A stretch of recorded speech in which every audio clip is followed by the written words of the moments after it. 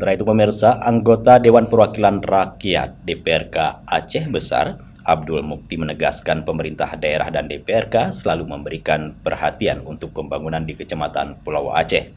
Hal tersebut disampaikannya dalam pelaksanaan Musrenbang Rencana Kerja Pemerintah Kabupaten RKPK Aceh Besar tahun 2024 di Aula UDKP Kantor Camat Pulau Aceh pada Kamis 2 Maret 2023. Anggota DPRK Aceh Besar dari fraksi PAN Abdul Mukti menyampaikan pembangunan di Kecamatan Pulau Aceh Aceh Besar terus berjalan setiap tahun di berbagai sektor. Hal ini menunjukkan pemerintah daerah dan DPRK menaruh perhatian besar pada kecamatan terpencil di Kabupaten Aceh Besar tersebut.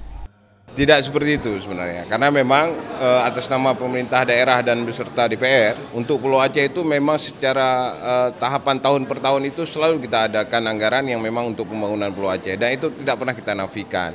Karena kenapa? Walaupun mereka mengatakan demikian, tapi kita tidak pernah berbuat demikian terhadap Pulau Aceh. Malah kita terhadap Pulau Aceh perhatiannya lebih dari yang apa yang pernah kita lakukan selama ini.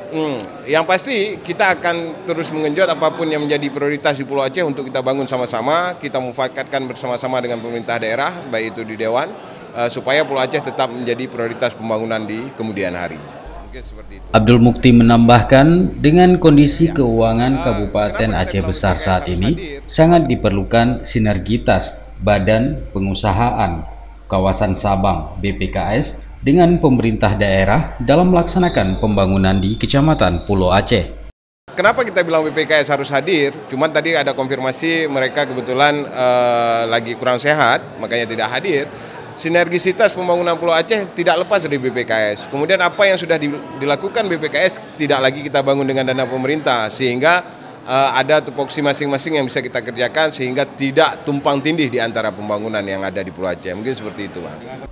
Musrenbang RKPK di Pulau Aceh mengusung tema meningkatkan kualitas sumber daya manusia untuk mendukung penyelenggaraan pemilu serentak dan penegakan syariat Islam, yang turut dihadiri anggota DPRK Aceh Besar, Yusran dari fraksi PAN, Eka Rizkrina dari fraksi PKS, dan Muslim dari fraksi Partai Aceh. Dari PKS selaku daerah penyangga agar pelaksanaan pembangunan jembatan antara Aruh Lampuyang dapat segera terlaksanakan, karena itu adalah harapan daripada masyarakat Pulau Aceh khususnya dan Aceh Besar pada umumnya. Dari Aceh Besar, tim liputan Aceh TV melaporkan.